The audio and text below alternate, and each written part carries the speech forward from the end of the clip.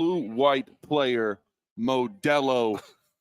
Welcome into the Modelo blue-white player. There you go. There it is. Sponsored by Our Modelo. first ever introduction. Our first ever introduction to Modelo, not your first ever introduction to Modelo. I am sitting here with Keith Goon Conlon, Aeneas Hawkins joining me tonight. We will have Dominic DeLuca shortly. And make sure you come out this Saturday. If you are in town, come out to the watch party here at the Penn State Golf Course. Game starts at 3:30 p.m. Penn State headed out to USC.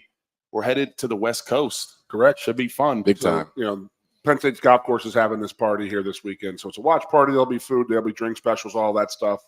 I think last year they started giving some stuff away, but I think I may have won all that stuff. So yeah, you were the winner. You were the winner. Yeah. I showed up and they're like, "Yeah, you won this," and they're like, "Well, you do your show here." And, was it a competition who could drink the most? Oh yeah, I won that. And then Hawk showed up and they had like Western burgers. And he had like 13 of them. Yeah, so we were good. Yeah, burger eating champion over here. Correct. This is when Hawk was fat. Yeah, this is 3 I had a full fro, not just the faux Hawk. I had the full thing.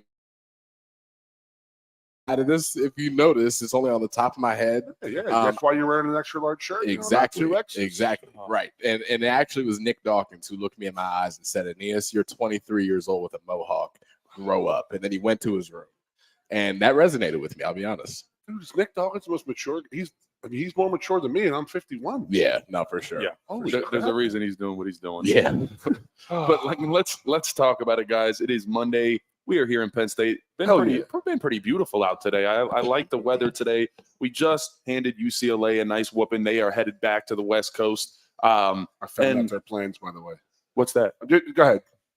We talked last week, and we were all about the whole travel thing. The whole travel schedule. Well, we can get right into it because it was interesting. UCLA decided to come in at like 4 or 5 p.m. Friday night is when they got into around State College. So you got to think your body to them, it's 3 hours behind. So that's when it's bedtime, lights out 10:30, 11. You normally go to your hotel room. At night for them, and it's not happening. You're not going to bed yet, and then wake up time was 3:30 a.m. That's what it Eastern felt like time to them. Excuse me, 6:30 Eastern time, but 3:30 to them. And exactly, and it's an interesting conversation. And I talked to someone from USC, and they said they do the same exact thing. It's weird. There's 2 things you can do. You could try to catch up and try to get in. Like we are leaving Thursday. Yeah, Penn State is. Yeah. So we are going to go out there and try to assimilate a little bit to the time. You know what I mean? Whereas USC or UCLA came in here and said, "Okay, we're just going to keep our own time, our own biological clock, and not even do anything East Coast time." But again, a 3:30 wake up call. Yeah, your eyes are. It's hard to keep them open at that point. Jeez, they're playing the hype video in the team meeting, and you're like, they're going to church service. Can you imagine, Landon, Coach Franklin going around at 3:30 in the morning and unzipping your jacket and slapping you in the chest? Can you imagine that life? No, that would be the last day for me playing Penn State football. No, I'm pretty sure I have a lot of questions about what was just said there. Okay, he wakes you guys up and you guys are zippered in, like you guys are like in sleeping bags and like summer camp. No, you took that entirely out of context. That's not what I meant. He definitely did. I will be fair. We didn't give him too much context to work with. No, we did. That's fair. Yeah, Coach Franklin does go around and pregame meal. And, gives you a couple of stands behind you, gives you a couple smack on the chest. Yeah. And funny story about that, Joey Porter Jr., who had a great interception last night. My Steelers lost. I'm sad about that one to the Cowboys. Yeah. Let's not talk about it. But funny enough, Joey, I remember mid-season during the bye week, gets a chest tattoo. And so he's like, all right, I got a week to let it heal, but Coach Franklin's going to come around eventually. And, at cornerback, you don't really take a lot of contact, so he's not getting hit. So he's okay on the field. But I watched. And Coach Franklin, about a week after his chest tattoo, and tattoos, they take a little while to heal. I mean, just gave it to him. Just bow. I can just see James just being like super, like it could be 5 o'clock in the morning and he's already on like 36 pots of coffee. Oh, yeah, he's going. You should see winter workouts. Like, dude, chill. Like, relax. We're get it done. Just chill, please. My God. Winter workouts started. They started about 5:45 sharp. Yeah. And you get in there. Some guys get in there about an hour early, 45 minutes early, just kind of take in the smell of haluba. Oh, God. Yeah. Haluba has a very specific I know, smell. I just had to it. Memories ruined Goon's night. Yeah. But you go in at 5 a.m. and Coach Franklin is walking laps around haluba before we're about to start our winter workout. And you're like, where is this energy coming from? It's scary. Can I tell you about my strategy now that we're on the topic? So I had a winter workout strategy. I was never able to sleep before him because I was going to get thrown into competition drill, and I just did not have a good record in there. I would go in there and give it my best every time. It just didn't go well. So I would be a little bit nervous, right? So I wouldn't sleep real well. I tried to get a bag of pretzels in at 4 a.m. The nerves would be so bad that the pretzels would just come right back up anyway. So we're doing that thing on an empty stomach. But the strategy piece, okay, because like you said, Franklin likes to take his speed laps around the field pre-workout. I would get into winter workouts. I would literally go into Lash. I'd be in the tubs. I would stretch in there as long as possible, like actively preparing, but I would not go into Haluba until the last minute possible, because what I realized with Franklin was he would see me as he would walk past. He'd give me a smile. He'd point at me. And then 30 seconds later, every time like clockwork, he would write something down on his list. And I realized he would see me and remember to put me into the competition drill so he could have a good time. So I just started showing up later to give him less of a window to pick me out every time. So that's great. For those that don't know, just to give some more context, we at the end of winter workouts, you're dead, you're dying. It is some of the hardest thing you will ever do as an athlete. And then it is time to do tire pull, mano y mano. You're looking at another 330-pound man. It's like 545 still. Yep. And you just see pain in the other guy's eyes. And you have to try to physically just drag another man against his will across a line. And then when you do, there is this ginormous celebration and almost an attacking of the winner of the tire pull, especially if it's a little bit of an upset. Then it even gets bigger. And then, you add in trash talking. Can I tell one more story? Just one more. Just one more. You're pretty much like the guy in the wrestling who was like 1 in like 188 in his matches. So on that note, like you were like the guy like Ric Flair fought on like a Wednesday night in Poughkeepsie, Arkansas. I'm that guy. It's like build the guy's momentum, build the guy's motivation. Just a little warm up, just a little. So let me tell you, you mentioned 1 in 188. Okay, I legitimately in my time at Penn State over 4 years won 2 tire pools. The first win. How many times? There's only 2 guys going the whole day. No. There's several that go each day. There's 8 winter workouts a year on average. So honestly, I probably did 20 to 25 tire pools over the course of 4 years. In 1, 2. There's 100 guys on the team. So, but you're only going against the offensive lineman, right? So let me finish. I had not won. Like this is going into my 4th year now.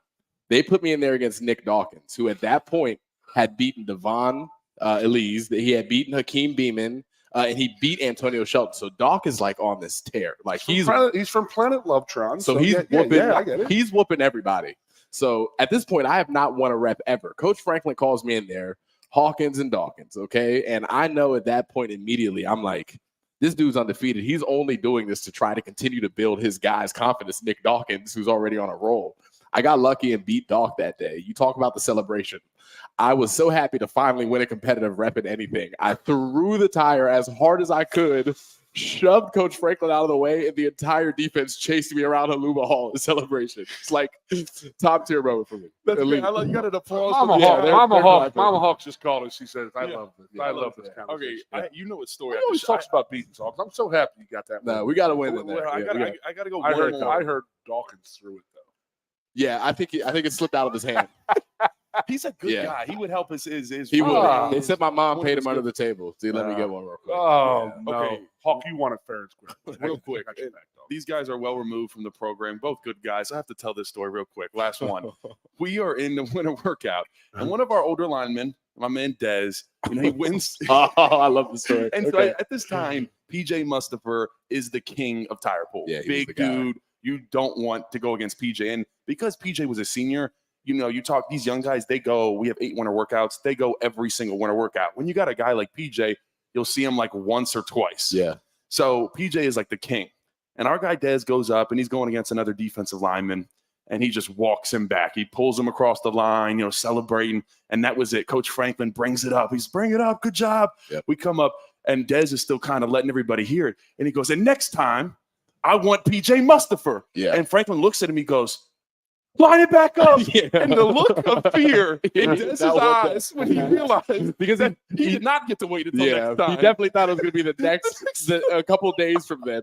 And of course, Coach Franklin, he's not that guy. You want him, he's going to give it to you right now. And then PJ proceeded to walk Dez all the way back, no effort, and the D line and the whole defense went crazy. That was so much fun. They walked out. I had to share that. That was my favorite. Can I share my favorite part of that story? After Dez Holmes, now PJ Bustafer could have taken Dez all the way to the BJC if he wanted to.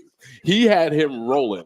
And afterwards, Dez got beat so bad. I love you, Dez. You're my guy. Dez went around to every defensive player that was changing afterwards and shook their hand and said, "You got me today, but I'll be back." Shut up, Dez. Oh, that's hilarious. I love Dez. Okay. Yeah. Where are we at? Let's can we talk about the game that we just had? Springsteen's on. We got Glory Days playing in the background over here. It's great. You guys are worse than me tonight.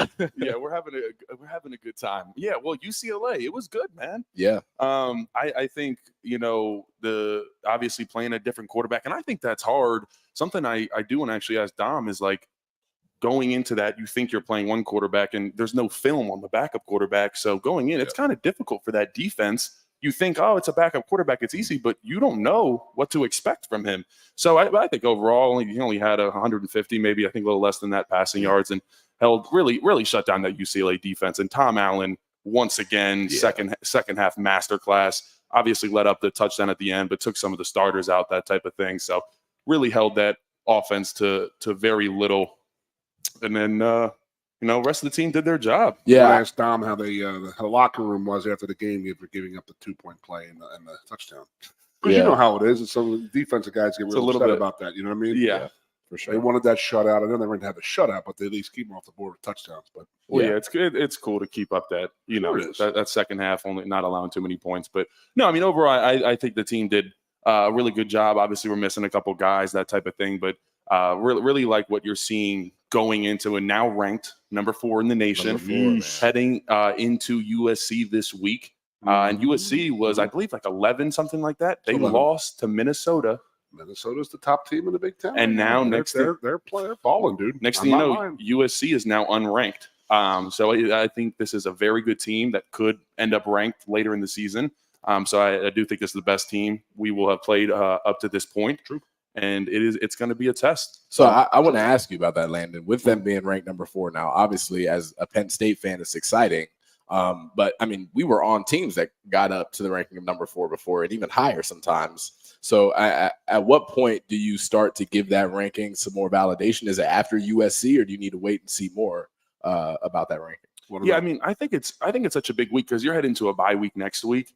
And it's like you get a good win over a really good USC team and then head into the bye. Then you're looking at Wisconsin and then Ohio State. Yep. And I think that is important because, you win this game and there's a real possibility of a 1 versus 2 or like a 2 versus 3 type deal because Ohio State has Oregon this week. So Ohio State, they win that. They probably go to 1. Yep. Who knows what else happens, but we continue to stack wins. That is a possibility of like a 1 versus 2 matchup. I don't know how many times that has happened in Penn State, Ohio State history, but I think you win this game and you are feeling really, really good headed into the back end of that schedule. And like I said, having that second bye week, I think, is really good for the team. You kind of get to get your legs back under you, especially following. Have they left yet?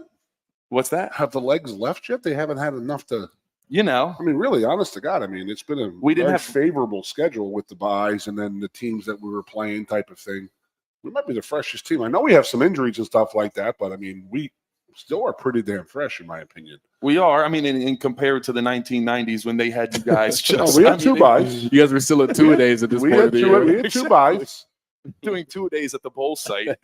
No wonder. Practice is literally all inside run. Any one of my teammates, would you rather have 3 weeks of practice in State College or nothing, and then a week of 2-a-days in California? I'm going to be honest. We were regular students for 3 weeks. Yeah. That's a good point. And in December.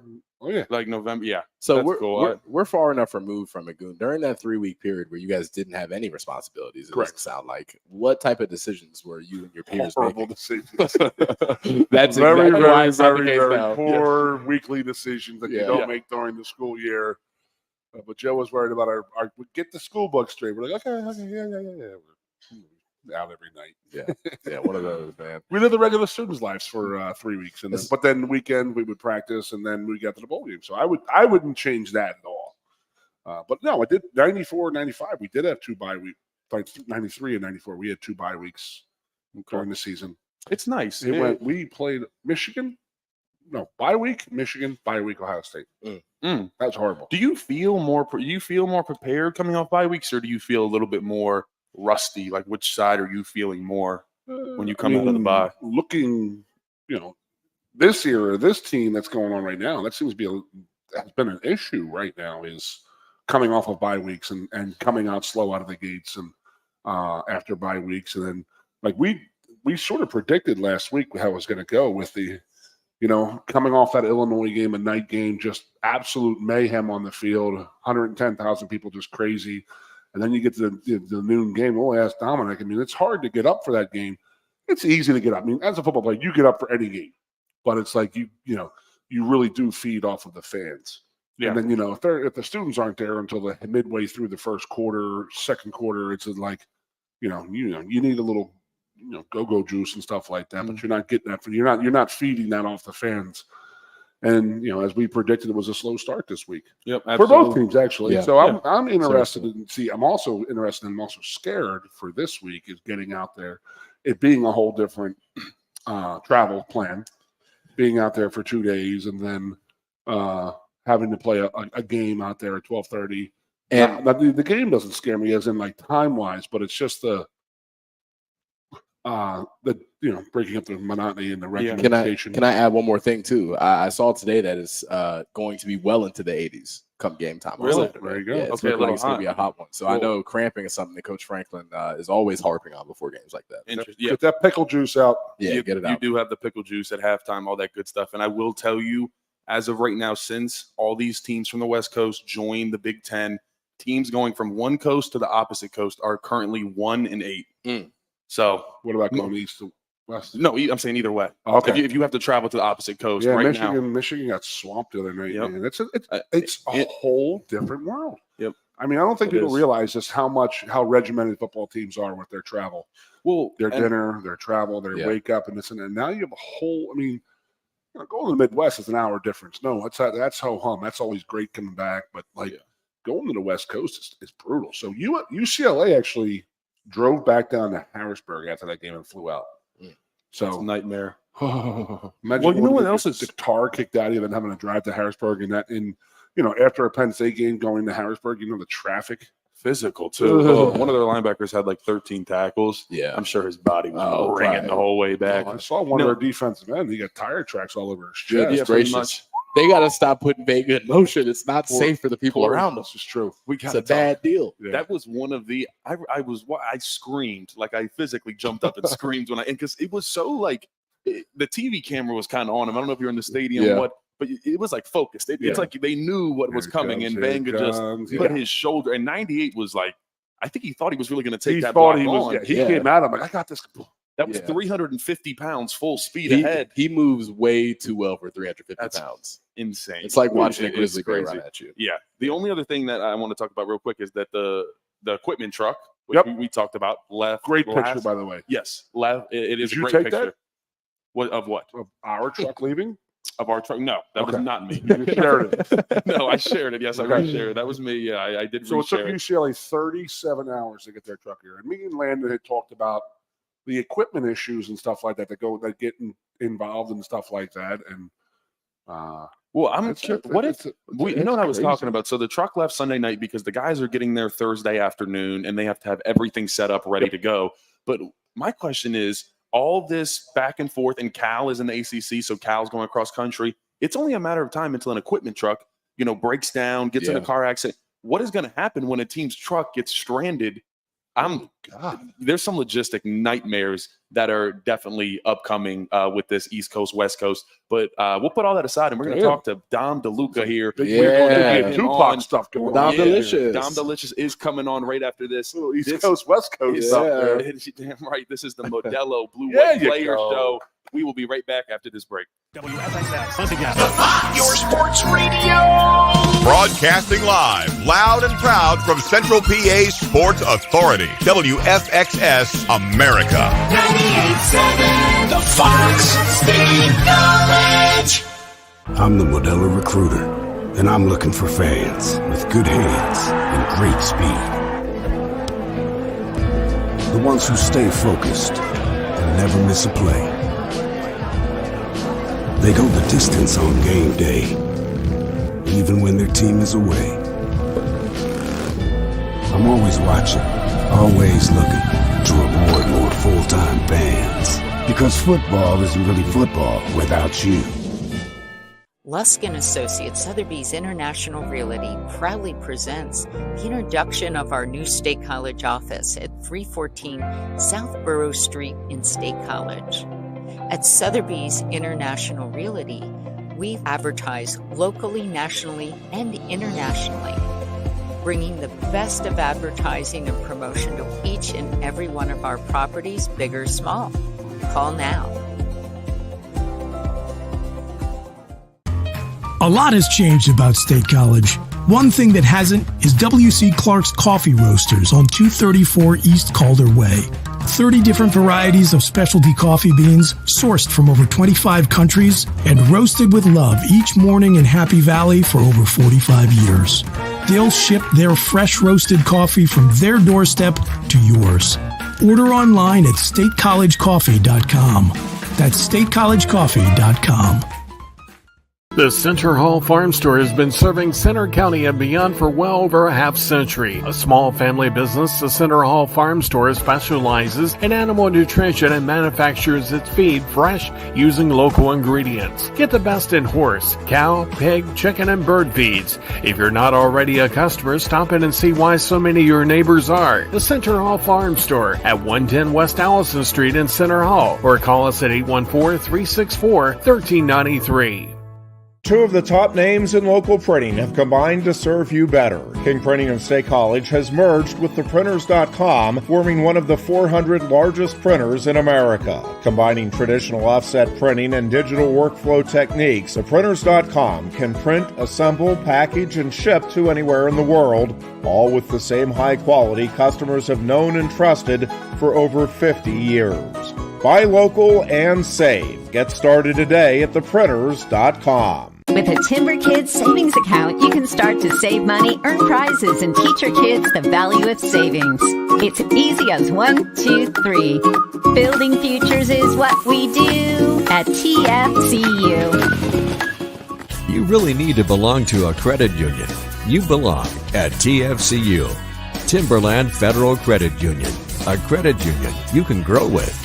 You're tuned in to the Blue and White Players Show with Keith Goon Conlon, Aeneas Hawkins, and Landon Tengwall. Broadcasting live from the 19th hole at the Penn State Golf Courses every Monday at 6 p.m. all season long. Special thanks to this season's sponsors of the Players Show: Lusk & Associates, Sotheby's International Realty, Turner Construction, Austin and Pam Schanfelter, Chris and Lisa Heydrich, Marco Rivera, and Sherry Lane.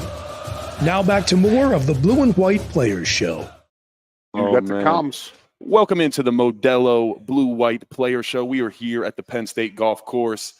Make sure you guys come out this Saturday. If you are in State College, come out this Saturday to the Penn State Golf Course at 3:30. Penn State takes on USC. We have a watch party here, food, drinks, all that good stuff. Modelo will be there. Draft? I hope Modelo so. on draft right now. Modelo on draft. It sounds. You talk about a beautiful thing. I sealed the deal with Modelo, and I called him to the golf course. I said, "Hey guys," I said, "we're sponsoring my buy Modelo." He goes, "Well, that's great because we just put it on tap yesterday." I said, "Well, there we go." What a time! Oh, I didn't know that wasn't a coincidence. Nope. Okay. Well, we'll stop talking. We'll stop talking about that. Let's start talking to our guest, Dom DeLuca. Thank you for joining us today, man. Two-time captain, Dom DeLuca. I just have to ask you right off the bat, what does that mean to you? I know you grew up a Penn State fan. Obviously came here as a walk-on, ended up getting put on scholarship, and now two-time captain. What has that just meant to you as a whole? And we'll get into that whole story in a second, but just being voted by the peers, because, it is a teammate-led vote, seeing that you are a leader of that team. What has it meant to you, man? I mean, it's a huge honor to be able to be in that role and that a whole team sees me as that guy for them and be able to lead them and keep them accountable. Yeah. And it's, in the likes LBU, man, like we saw Paul Peluzny out there at halftime. He looks like he could still start on this team.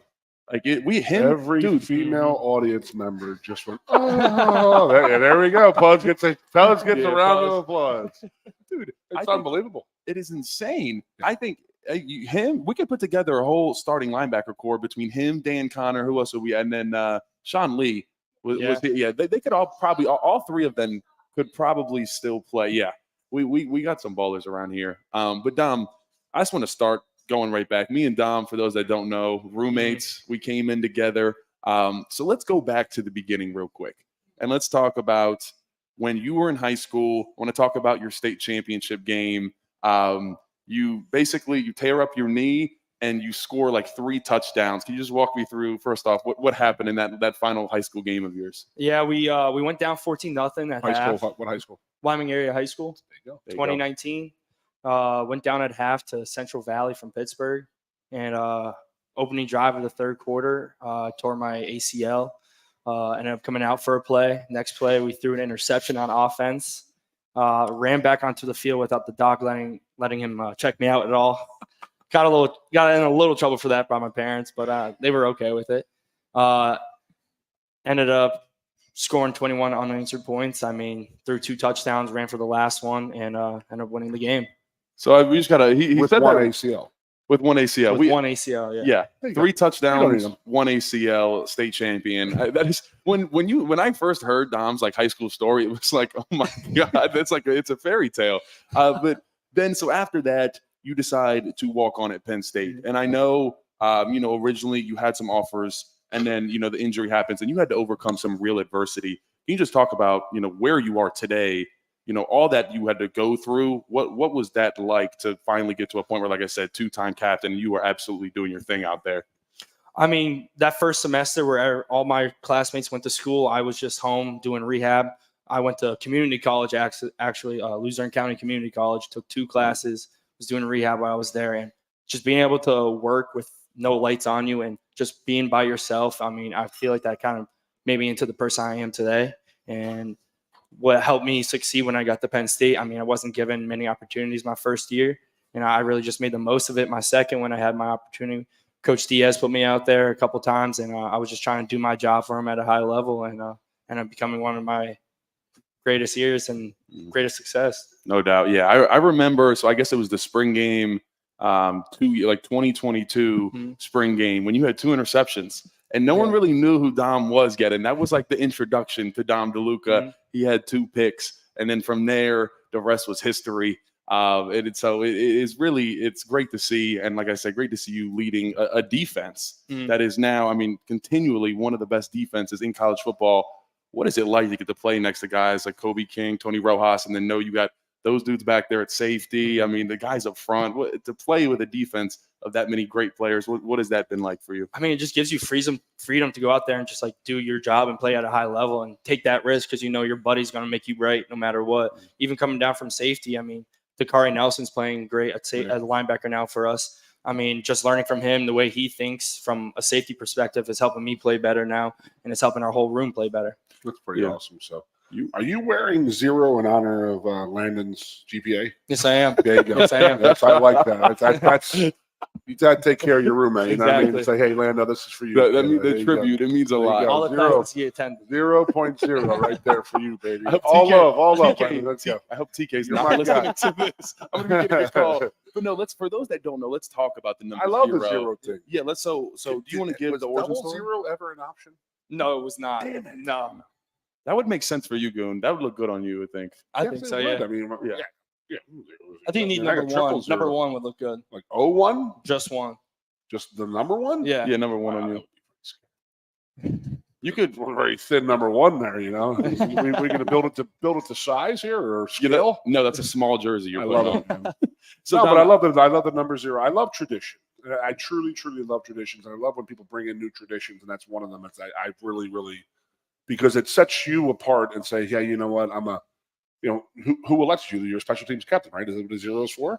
Not necessarily just the captain. It could be whoever they feel like is their special teams guy, and whoever takes advantage of their opportunity on special teams, and kind of like a second coach for them. Sure, man. The first guy was Jonathan Sutherland, right? Every team has to have that special teams like warrior, the animal. No, okay, let's talk about that, Dom, because I saw you out there on kickoff, and all I could do was just think about you. I was like, dude, for those that don't know, when you are going down on kickoff, and there's a reason the NFL changed it. They completely changed the kickoff to take off those high collisions, but it is still the same in college football. You are running full speed down the field and basically waiting for someone to hit you, or you have to go deliver the hit. And Dom has been seen many times on TV delivering the hit and then getting up screaming, that type of thing. But can you just take the people through what does that take from a mindset standpoint to get ready to, I mean, like I said, run just down the speed, like full speed. Yeah, you're wedge breaking. Well, there's no wedges anymore. No more. We can't do that. Wedges are illegal. Allegedly. Yeah. I mean, well, it was a double team, so we can call it like a wedge breaker there. Yeah. Okay. But I mean, to start the game off, I mean, missing a week, that kind of put a little chip on my shoulder, I feel like. And then also like setting the tone for the start of the game, opening kickoff. Totally does. What are you going to do? And you truck a guy on the opening kickoff, you come to the field, everyone's hyped, the defense is ready to go. They all saw it. And I mean, I feel like it just brings the team up, team morale and all that. I played a guy named Terry Killens, who's now an NFL referee. He's the first guy to ever be an NFL player, played in the Super Bowl, and then he refereed the Super Bowl last year. He was a defensive end for us, but he was fast as lightning, and he was our wedge breaker going down the field. And it was like literally, we get down scoring a touchdown, talk to the coach, and be like, he'd be talking about, we're watching TK. That's all you wanted to watch. Yeah. So another guy, I have some older friends who were like, dude, back in '83, we had this kid number 31, this tall, skinny white kid. And I'm like, dude, that's Shane Conlon. I'm like, yeah, in 1983, Shane Conlon. So they would like the whole crowd, my buddy was like, dude, that guy would just go down and just dirt people, just destroy people. And then get up like half a tooth. Yeah. So he was like, they go to a game and he's like, Dan, why is he not on the kickoff? And he's like, this is bull. He's all mad. He's like, they pulled him off the team. And then he runs out. He's a starting linebacker for the game. So it does lead. You know what I mean? The guys get behind you. The coaches notice and they say, you know what? They see you doing that on the special teams. And the coach is like, we can get this guy on the field here. So would you say, I mean, that's how you got your shot at defense was through special teams? Oh, 100%. I mean, my first year I started on kickoff and kick return. As a freshman, played 4 games there, started in the Outback Bowl there. And then Purdue 2022, I mean, I had two kickoff tackles, and I mean, I feel like that's kind of set us up. Yeah, you set the tone like that. Coaches will definitely take notice. And I will say, you remember they brought in like a GM type guy at some point, and the main thing he said to everybody in the room was like, hey, we look for guys that make impact on special teams, because when an NFL team wants to spend capital on you, unless you're really good, you have to be able to do a lot of things. Yeah. So if you are a baller on special teams, that is how you're able to stick around. Shout out Dan Chisnia, who basically, he's now playing a little bit of wide receiver. I think he's on the Cardinals. Yeah, he is. And he has been in the league for about 6 years. And Franklin always tells us, hey, he did not take really one offensive, decent defensive snap here at Penn State, only special teams. And he is making NFL money for the past 5-6 years. So that is how important special teams really is. But let's go back to defense. I don't want to talk about, obviously, this is Tom Allen's first year coming in, switching over from being a head coach to a defensive coordinator. What has it been like to kind of just start to, learn from him? And obviously there's a bit of an adjustment when you're, adjusting from one coaching style to another. So how has that whole process been? I don't know if you remember from when Coach Diaz first got here, he would blow the whistle during 7-on-7, and Coach Franklin would lose his mind. We had that once or twice, so that was always funny to see. Because he's used to being the head coach. It's that is a lot of whistles out there, man. He just blow the random whistle and it caught everyone off guard. But I mean, he's really adapting well. I mean, he's a really people's guy. I mean, we talked to him. I mean, I went to dinner with him, have great conversations with him, and he just really wants to get to know you, and that's what I love about him. Yeah, my favorite thing I have to ask, because it was talked about in the media, and Kobe was talking about how Dan Connor took over the headset responsibilities because Coach Allen's voice is so raspy that they can't understand him. When he gets to the third, fourth quarter, he can't even understand because he's screaming the whole time. Yes, for those that don't know, now on offense and defense, one player can have a green dot on their helmet. And what that green dot means is you have a mic in your helmet and you are listening to that coordinator on your side of the ball, and they can communicate with you, I think up to 10 seconds on the play clock, and then the mic cuts off. So a little more responsibility now. And Dan Connor does that for us. Let's talk about him for a second. You get to learn from a LBU great, Dan Connor. He is around the facility. And I think one of the guys, if you don't know who he is, you will not know. I mean, he's like quiet, just walks, minds his own business, but is like a stone cold killer. So you just talk about leading tackler in Penn State history. Yeah. What has it been like to learn from him, man? He's amazing. We're trying to get him to sign his step down at the bookstore downtown, but he doesn't want to. So he won't do it. I mean, he's like, "What? Am I just going to walk in there and just say who I am?" I mean, understandable, but we're gonna get. I've been trying to get him to, so now we can. We can use this. My favorite thing about Dan is like coming in. You'll walk into the facility. You're getting a little bit of cereal, water before whatever, and you see Dan Connor just in this like 2-hour long like intense workout in the corner, just getting after it. You could tell he still has that killer mindset for sure. Dude, he was. I'm telling you right now. I mean, I was coaching when he was here, and I never saw him get blocked. He never got knocked off. He's like I called him a cat because he never got knocked off his feet. It was unbelievable. He would get hit by a 350-pound man. He would take a step back and then like duck around him and this and that. But it was like that was as much room as he gave up. He wasn't going around blocks. He wasn't going through blocks. But he could eat a block and just get guys. And it was unbelievable, his ability to not stay blocked. And again, I mean, I have never seen anything like it in my life. People were always like, who's the best? Puz Leslie, Connor, Lee. And I would say Connor was the greatest tackler. Lee had the best mind for the game. He saw before it happened fast, and he was just a complete maniac. And Puz was just the greatest leader out there, lead by example guy. But Connor was just the next level when it came to like you could not block the guy. It was just unbelievable. And you think you have a great shot on him, and he just goes, and then he just goes around, and you're like, "What the hell just happened there? How did he make that tackle?" And he made a ton of tackles. Obviously, he's the all-time leader at LBU. So that's great. You got him as. I mean, there's a guy you can look up to. You go in the locker room every day, and there's a thing about guys who played and didn't play that, an athlete and a football player looks at it and says, okay, this guy's been through it. Dan was through it. He went through everything, everything he had done in his career. You just look at it and say, okay, I want every ounce of knowledge you have. Exactly. Yeah. He's sponge. Yeah. That's what we all try to do. I mean, the way he takes us through practice, I mean, he understands he's not trying to kill us during indies. He's trying to make sure the work is going to relate to what we're doing that week or what we need to work on. And I mean, we do a lot of block destruction with him, and he's really helping us with that. And I feel like it's really taking us to our next step. And that's the other thing about Tom Allen. Me and Landon and Aeneas talk about it all the time. Like Tom Allen goes from coaching Indiana guys, which he may have had a 4-star guy one time. Who knows how many guys he's had as 4-star or 5-star guys. Now he wakes up in the morning and he goes, "Oh, I got 5 4-stars or 5 4 or 5 stars on my defense right now. I got to figure out where to plot them." Do you think he wakes up in the morning and says, "I can't wait to go to work today"? Oh, most definitely. He's excited. Right? He's coming from Indiana to here.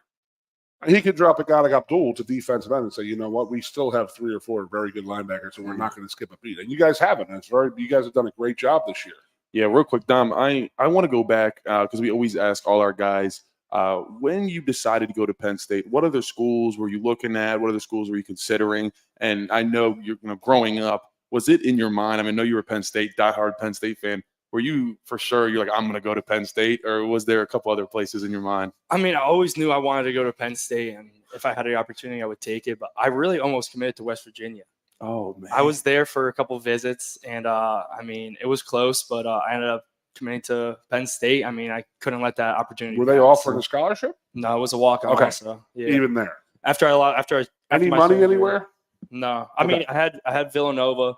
After my state championship game, ended up tearing my ACL. We didn't know till surgery. Like MRI didn't show it. Yeah, you gotta love those ones. So you did that? Mm-hmm. When you wake up and they're like, "Hey, by the way, we're gonna put you under, but if you wake up and you have a reconstructed knee, so yeah, exactly. That's exactly I had that happened. my senior year, and I was like, what? They're like, we're gonna take your meniscus out, but if your ACL is down, we've got to do a complete repair of it. And I'm like, what? Mm-hmm. Well, that's hard. So you actually went through it and woke up with a completely reconstructed I was knee. so confused, didn't know what was going on. Oh my God, dude! You had lived my nightmare because I thought about that. I was like, man, can you imagine that waking up and your whole knee is reconstructed and you thought you were getting meniscus tear removed, and you woke That's up. That's exactly like what I thought it was. Oh, dude! I dunked the basketball the day before surgery, not thinking it was going to be anything wrong. I was like, that ain't nothing. That's all right. A little flex. ACL. I was like, a little flex. Hey, what's up, Tom? How you doing? I fought, scored 3 touchdowns on a torn No big deal, ACL. you know, Duncan. I will say, do you remember when we played basketball? Oh, East Hall. East So Halls, yes. after we got here, it was like 2021. It was freshly January of 2021 when me and Don both got here. So COVID was still a thing, and like the campus was still bare. But the spring semester, everybody came back, and you get done all the classes, and we were still there for a couple weeks afterwards before we got to go home.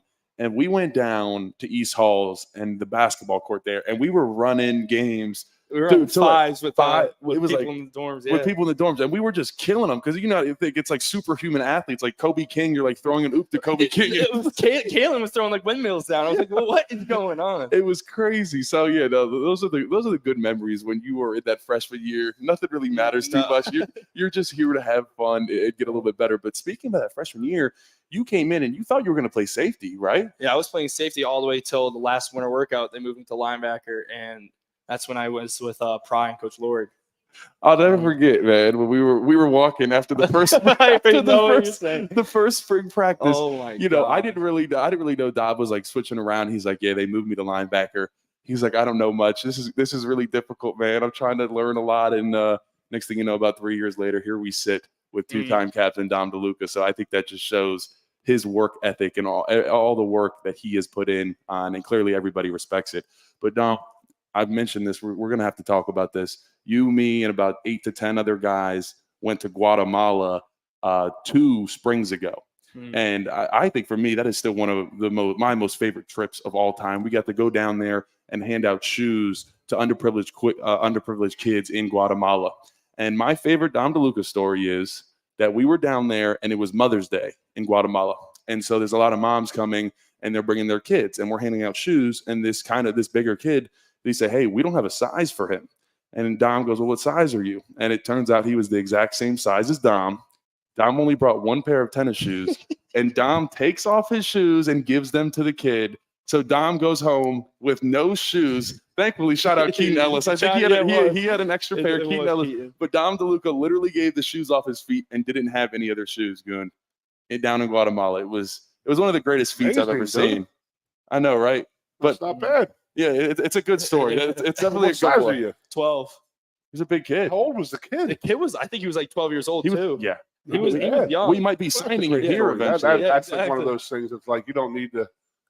You didn't do it for people to talk about it, right? You did it because that kid needed it. That's awesome, dude. That's how Dom gets down, man. You heard all the women in the crowd. Oh. Yeah, see? Very nice. I'm throwing you very nice. Man. Exactly. So now you're in the Puzz stage right now. Good for you. The Puzz stage. Goon has not stopped How many talking. guys were 2-time captains here? Because Puzz was the first one I ever knew. John Sutherland was.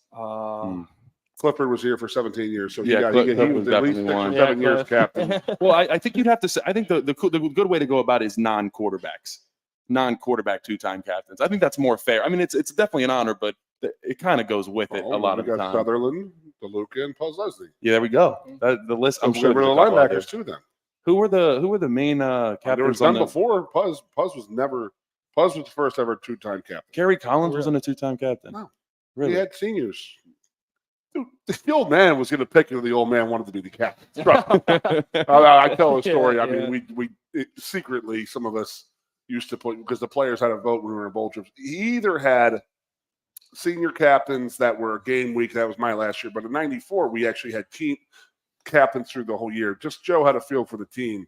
But when we voted for our captains at the end of the year, we always knew who was going to pick. So I always used to sign Scotty Paterno, which was one of Joe's sons, to get a couple people to do that and be like, "Hey, Scotty Paterno's a captain," you know. So, but we never read it out. He always 100% of us could have.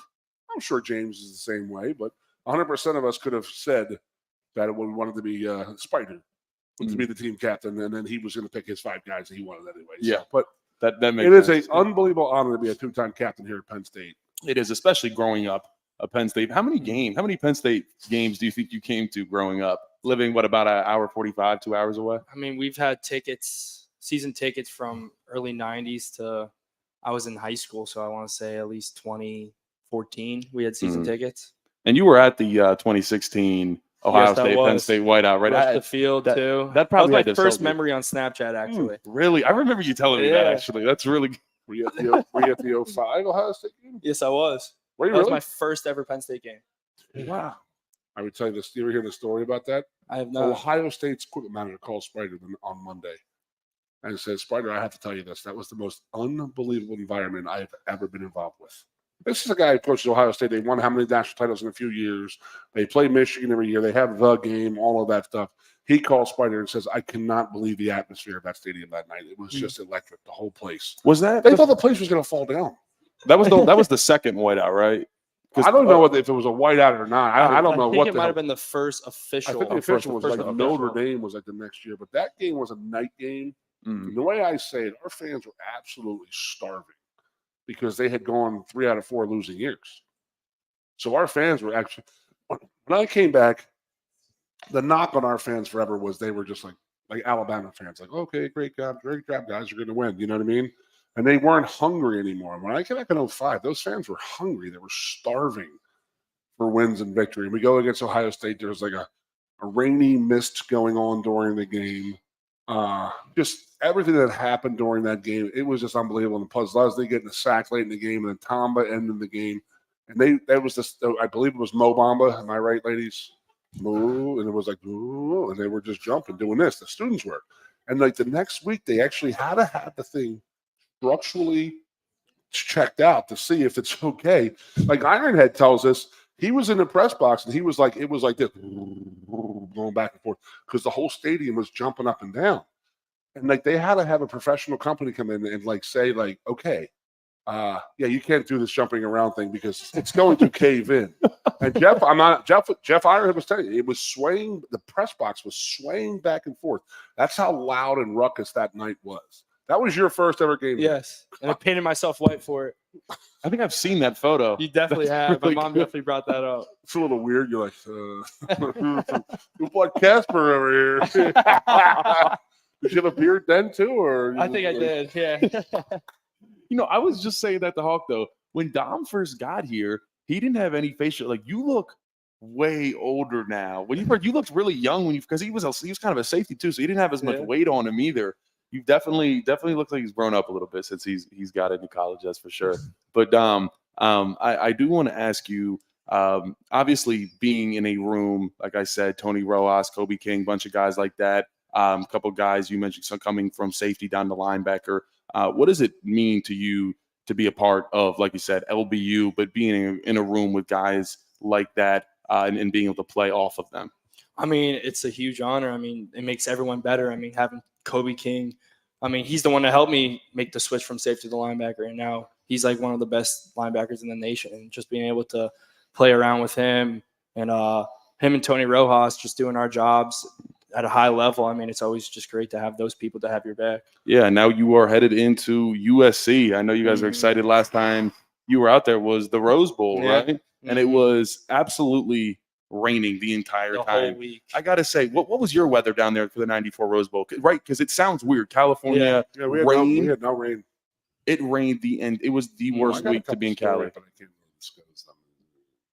I believe it. I believe that. Where did you guys stay when you were in Cali? Because we stayed right next to the Crypto. Well, it's now Crypto Arena. Used to be the Staples Center. I have no idea where. It's so huge out there. It was like it is a big. Like we were in like a mall, like across the street from the mall, and like we were walking around in our sweatsuits, and people were like, "What are you doing here?" And you're like, "We're playing in the Rose Bowl." Like, "Oh, you're here for the parade?" And you're like, "Oh, we're here for the freaking game." Can we talk about the parade? Why is the parade bigger than the game? That's why I hated the Rose Bowl. The Rose Bowl is the worst bowl we went to. Always say it. I will say it till the day I die. It was just nothing to do. It was just like, it was so spread out. It was like we were, obviously a business trip and stuff like that. But it was like, you go to Universal Studios, you do the, Disney, whatever, Disney World, Disneyland, whatever one's out there. All that stuff. It gets old and tired. It's just like, you just want to go play a football game. That's all you want to do. So, but the weather we had was pretty good. Yeah, no, not I do have one. I have one story before we got to go to a commercial. But my old roommate Jeff Hardings was a very smart human individual, like academic All-American, but a 2-time All-American football player. So just a complete savage. But he don't have my sense of humor. So we go out and see Dumb and Dumber. And I'm Classic. like, It's a I'm classic. literally leaving the movie theater like, that was life-changing. I literally just had a life-changing moment. I'm like, that was the greatest movie I think I've ever seen in my life. And Jeff looks at me and goes, that was the dumbest movie I ever saw. And I said, Jeff, it's called Dumb and Dumber, man. And he's like, yeah, but it's just dumb. I didn't get it. I'm like, dude, all right, man. It's just like, it's not for everybody, but No, that actually, I picture you, Goon, like you are an Adam Sandler 90s movie. Like that's where you Sure. belong. Like that. You don't even know the Adam Sandler stuff before his movies. He had CDs out before his movies. Oh, yeah? Oh, dude. I really don't know anything about Oh, dude. Good. Oh, one night, come on over to the house, Landon. We'll go through them one night. You'll be like, what the hell were you guys doing? that. I don't know what they were doing making them, but it's actually pretty funny. But they were definitely dropping some acid and, not us. It was just some crazy stuff, but it was like really funny stuff. It made sense to us. It was fun. Were you here when Adam Sandler came here? I was not. He just got after me, but I know the whole story because my little brother was on the team. Yeah, he was inspired. The movie The Water Boy, he was inspired. Spider told me the story about, Spider. And we were pumped. You had to pump the water and then you could drink it and squirt it. And that's kind of where he got the idea. Milk cows. Yes. The cows that you pump full of water and you had like 3 spinners on there or checkers on there. But it was like, he just looked at Adam Sandler was like watching Spider. And he's going, my God. And he's like, then he created that whole like backpack thing he had where he was giving guys water and stuff like that. But he got it all from Penn State and from Spider. Oh, that's great. Great story. Well, we will be right back after this break. This is the Modelo Blue-White Player Show. And make sure you guys come out this Saturday to watch party 3:30 at the Penn State Golf Course. Food, drinks, all of it. Never beat SC. Nope. At SC. Oh, didn't know that. We've never won. Did not know that either. Did not. Okay. It's going to be a first this weekend. We will be right back after this break. Woo! Your sports radio. Broadcasting live, loud and proud from Central PA's Sports Authority, WFXS America. 98.7 The Fox State College. I'm the Modelo recruiter, and I'm looking for fans with good hands and great speed. The ones who stay focused and never miss a play. They go the distance on game day, even when their team is away. I'm always watching, always looking to reward more full-time fans. Because football isn't really football without you. Lusk & Associates Sotheby's International Realty proudly presents the introduction of our new State College office at 314 South Borough Street in State College. At Sotheby's International Realty, we advertise locally, nationally, and internationally, bringing the best of advertising and promotion to each and every one of our properties, big or small. Call now. A lot has changed about State College. One thing that hasn't is W.C. Clark's Coffee Roasters on 234 East Calder Way. 30 different varieties of specialty coffee beans sourced from over 25 countries and roasted with love each morning in Happy Valley for over 45 years. They'll ship their fresh roasted coffee from their doorstep to yours. Order online at statecollegecoffee.com. That's statecollegecoffee.com. The Center Hall Farm Store has been serving Center County and beyond for well over a half century. A small family business, the Center Hall Farm Store specializes in animal nutrition and manufactures its feed fresh using local ingredients. Get the best in horse, cow, pig, chicken, and bird feeds. If you're not already a customer, stop in and see why so many of your neighbors are. The Center Hall Farm Store at 110 West Allison Street in Center Hall, or call us at 814-364-1393. 2 of the top names in local printing have combined to serve you better. King Printing of State College has merged with theprinters.com, forming one of the 400 largest printers in America. Combining traditional offset printing and digital workflow techniques, theprinters.com can print, assemble, package, and ship to anywhere in the world, all with the same high quality customers have known and trusted for over 50 years. Buy local and save. Get started today at theprinters.com. With a Timber Kids savings account, you can start to save money, earn prizes, and teach your kids the value of savings. It's easy as 1, 2, 3. Building futures is what we do at TFCU. You really need to belong to a credit union. You belong at TFCU, Timberland Federal Credit Union, a credit union you can grow with. You're tuned in to the Blue and White Players Show with Keith Goon Conlon, Aeneas Hawkins, and Landon Tengwall. Broadcasting live from the 19th hole at the Penn State Golf Courses every Monday at 6 p.m. all season long. Special thanks to this season's sponsors of the Players Show: Lusk & Associates, Sotheby's International Realty, Turner Construction, Austin and Pam Schanfelter, Chris and Lisa Heydrich, Marco Rivera, and Sherry Lane. Now back to more of the Blue and White Players Show. 3, 2, 1. Welcome back to the Modelo Blue White Players Show. We are here at the Penn State Golf Course. Hello. And we have been talking about the watch party, Penn State at USC. But if you are here in State College, come on down to the 19th hole here at the Penn State Golf Course. Enjoy some drinks, food, all that good stuff while you cheer on the Nittany Lions take on USC. And then we got a Wisconsin. We have our personal one that Yeah. we are going to have at the Athletic Administration building for Wisconsin. We don't know the game time yet, but the tailgate will be 1 hour before to 1 hour after. It'll be heavy hors d'oeuvres. How what we're heavy? going to do? No, heavy hors d'oeuvres. Excuse me. It's heavy tailgate food, so it'll be a nice little spread. So we got $100 a person. You get 2 drink tickets. Then there'll be cash bar after that. But half the money is going to go to the funding of this show that we are going to continue on into the spring and have hockey, wrestling, basketball players, men's, women's stuff. So we will have women's sports, women's basketball, women's hockey, men's hockey, all that stuff. So awesome. We're going to get it going here in the times. spring. I got to figure out which one of you guys is going to interview wrestlers. Mm. I mean, man. Paul could sit there and be like, oh, yeah, this guy pinned me 13 times my freshman No, year. I don't have any wrestling stories. Although Aaron Brooks isn't at Penn State anymore. He's gone, right? He is gone now. Okay. Well, I can tell the story. One He's time, one of 5 or 7, just so you know. He's one of 7 in the history of college wrestling to win 4 national titles. well, let me tell you something. He won the title against me in SIGEP one time my sophomore year. He put me through a table. Dude, do you not see the ears? Not because, listen, but Do we you were not see the ears? the ears. Just look for the ears. Oh, no, I saw the ears. cauliflower If you see don't cauliflower, you just run. So dude. here's the thing. Be Here's like the a thing. fat kid at a restaurant. You see cauliflower, No doubt. out of there. No you know what I mean? doubt. Now, that should be the rule. I Speaking didn't. from experience. I didn't- Absolutely. I didn't want to wrestle Aaron Brooks, but I had all my friends with me. PJ Mustafer told me I could win because I was 285. He was 185. And again, I may or may not have been under the influence. So I did not. I hadn't thought. Oh, 285 should take down 185. Yeah. Until he gets you in a single leg, and you Okay, are. what are you gonna do? If he's folded up attacking like a you, pretzel, he lifts that ankle to Were your you ear. wrestling him or were you fighting him? Right, we were just play wrestling. Me and Aaron get along You well. don't play wrestle with a wrestler. Well, we know that now, Goon. I've learned the I lesson. know. I This learned is my 5 lesson years freshman ago. year. Okay, you Hey, learned too. Hey, All buddy, right. you want to mess with me? Hey, tough guy. Yeah. Yeah. Come here. You know who I am? And honestly, maybe at other schools, but not here. Not with these wrestlers around here. I'm good. But can we get to these games? Yeah, here? let's talk about a couple of these upsets. Let's get off that.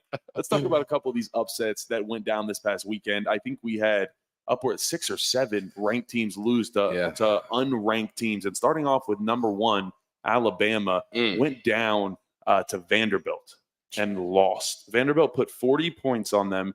Nick Saban, who's obviously no longer the coach, but just said What did he say? 3 weeks prior to that, he said on the Pat McAfee show, it is hard to play anywhere in the SEC except Vanderbilt. He said it's basically a home game. And then 3 weeks later, the number 1 Alabama falls to Vanderbilt.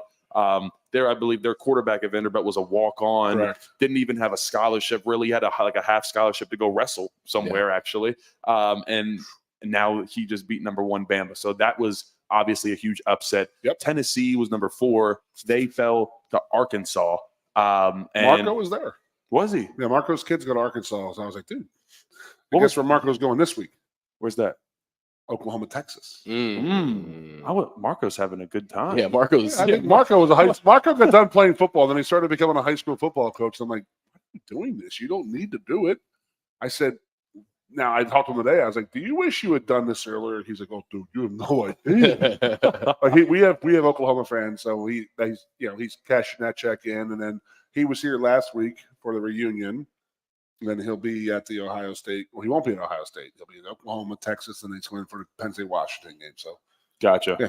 We'll have Marco back around. Hopefully, we get him on the show again. Got That to was get a good Marco time. back on the show. Love Marco on the show. And then after that, so Tennessee dropped to Arkansas. Yep. Then we had almost Miami, number 8, was down 25 points to Yeah. Cal. They're just playing, man. They're just playing to lose right now. They with are. the Virginia Tech thing a week before. They're going to Yeah. lose eventually. And they tried to sneak it in because it was being played at like 1 a.m. Well, everybody rested their eyes.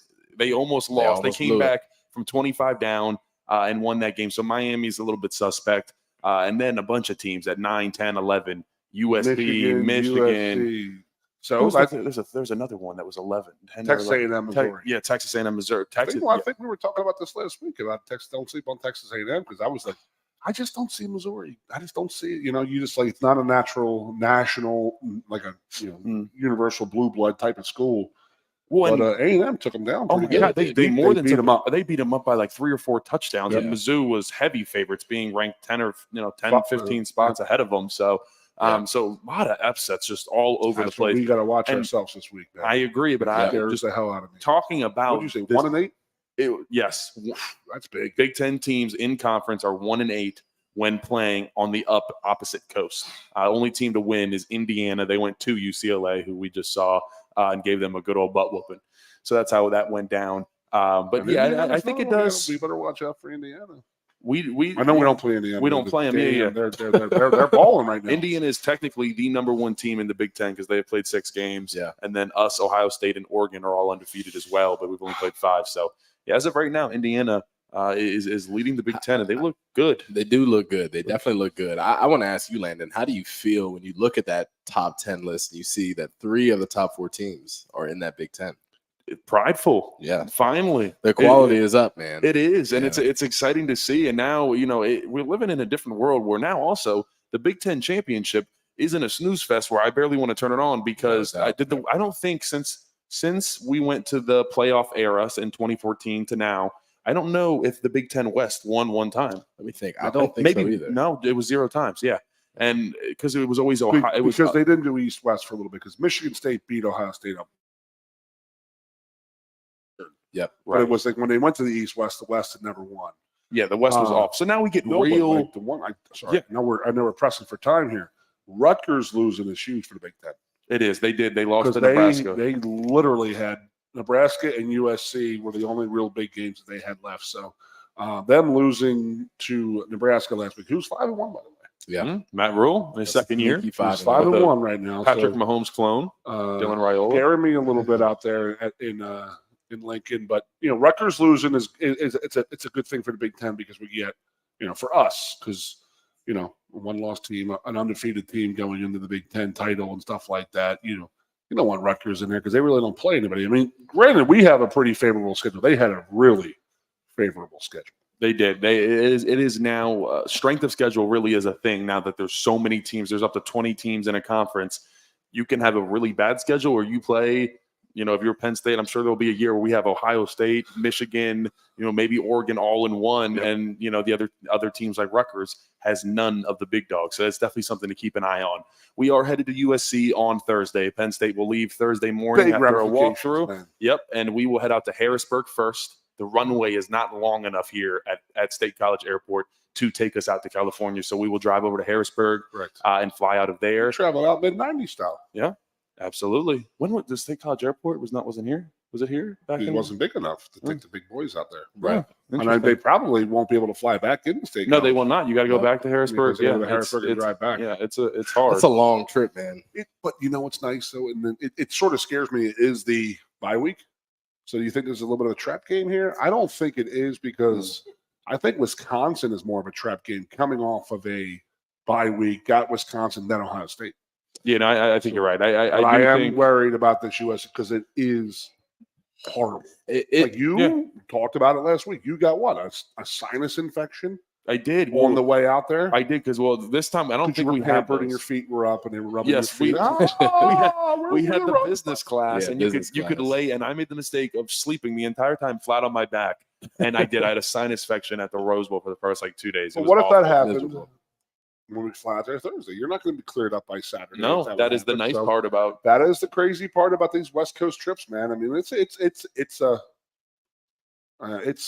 Yeah, it catches it's up to you. It really, truly does. Yeah, it's going to be fun to see how Penn State responds. They have struggled with starting out fast up to this point. So going West Coast, you're going against a USC team that is very explosive. Correct. Their quarterback, Miller Moss, loves to throw the ball. They have thrown the ball 134 times in the past 3 games.